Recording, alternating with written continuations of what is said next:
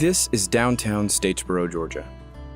It is a small but rapidly growing city that is looking to the future while retaining a sense of its past.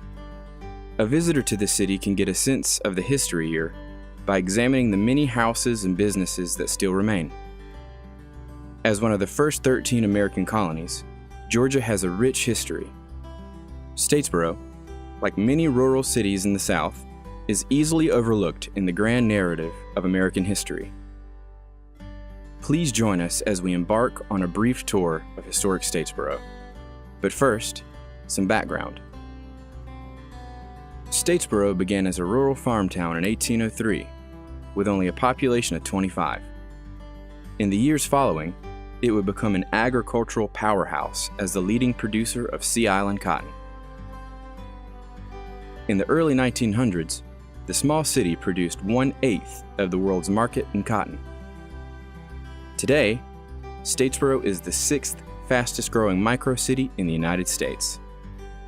Much of the city's growth can also be tied to the progressive higher education institutions settled within its borders.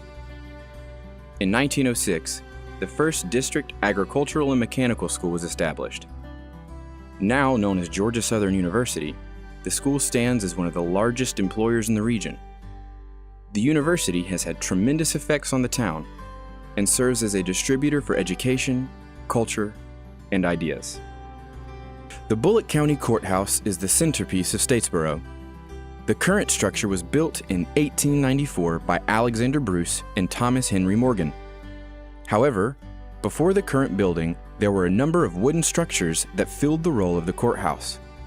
The first was built in 1803, but a second, larger structure took its place 4 years later. In December of 1864, General Sherman's famed march to the sea reached the town.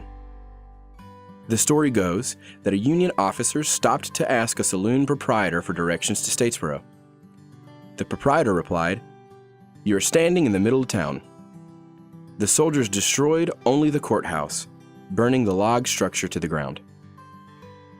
In front of the courthouse, there's a Confederate monument which depicts an older soldier. The United Daughters of the Confederacy erected this memorial on April 26, 1909.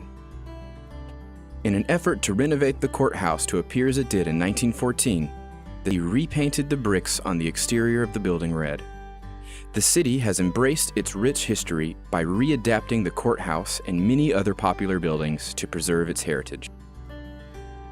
The McDougal Beaver House was built in 1911 by former Statesboro Mayor John Alexander McDougal, who is an agricultural success and a popular business leader in the community. He was also a senior partner at the McDougal Outland Turpentine Steel. With his cooperation, the noted chemist John Hurdy perfected the Hurdy Turpentine Cup in 1901.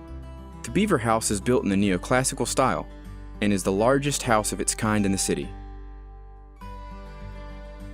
Today, the house rests in the hands of the Beaver family, who are direct descendants of the McDougals. Under the Beavers' care, the house was renovated in the 1980s and converted into a fine restaurant. Now, it is listed on the National Register of Historic Places. The W.G. Raines House comprises the main portion of the Statesboro Inn. The home was built in 1905 for $3,000 by the Raines family, owners of the W.H. Raines Hardware Company. Built in a time of transition between the Victorian and neoclassical architectural styles, the Raines House shows characteristics of both. The Raines House was far ahead of most of the other houses in the area, sporting indoor plumbing with hot water, a telephone room, and electricity. The house is a good representation of turn-of-the-century architecture in Statesboro and small towns across the Southeast. In 1985, the Raines House was renovated to become the main building of the Statesboro Inn, along with the J.A. Brannon House next door. Despite the renovations, many of the original Raines furnishings have been preserved. Today, the Raines House is listed on the National Register of Historic Places.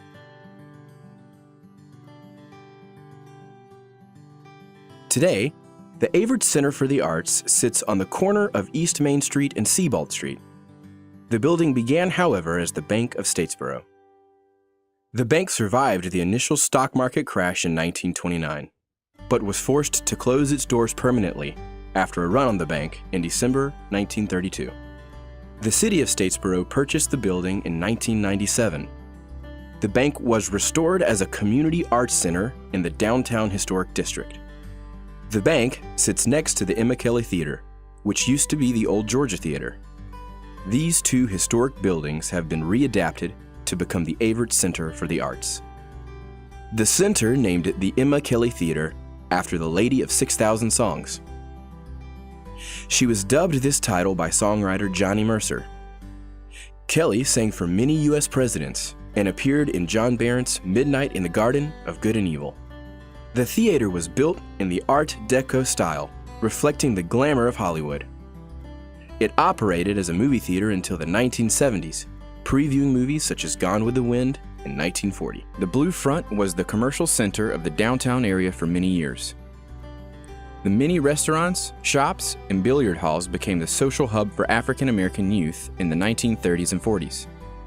Across the street from what was once the Blue Front is Vandy's Barbecue. The restaurant first originated in 1929 in the community of Portal, northwest of Statesboro. The owner, Vandy Boyd, moved the establishment to its current Vine Street location in 1943, where it has been operating since. Our journey comes to an end at what was once known as Jekyll Hotel, now the Statesboro City Hall. The Jekyll Hotel was built in the neoclassical style. A prominent porch at the front of the building was built in a three-section format that echoed the three wings of the hotel. The Jekyll Hotel quickly became the social center of town in 1905. The hotel featured parlors, fine rooms, and a grand dining hall. Before the hotel closed in 1960, it played host to a number of famous guests. William Jennings Bryan, former presidential candidate and Secretary of State, stayed at the Jekyll in 1911. A famous local blues musician, blind Willie McTell, played his six-string guitar from the veranda.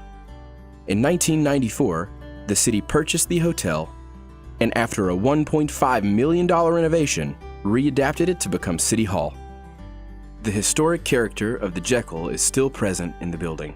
The old neon sign for the hotel still illuminates its east side. Downtown Statesboro is now home to annual events such as the Farmers Market. Throughout the years, locals and visitors attend shows and exhibitions at the Averitt Center. Statesboro features blocks of historic buildings and architecture. The revitalization of these historic buildings stands as a global example for adaptive reuse. Clearly, past coexists with the present on both sides of Main Street and throughout historic downtown. It is now the intent of the Statesboro Convention and Visitors Bureau to highlight this historic town to all who pass through. In a collaborative effort with Georgia Southern University, the Visitors Bureau is encouraging the community to take part in learning about their local history.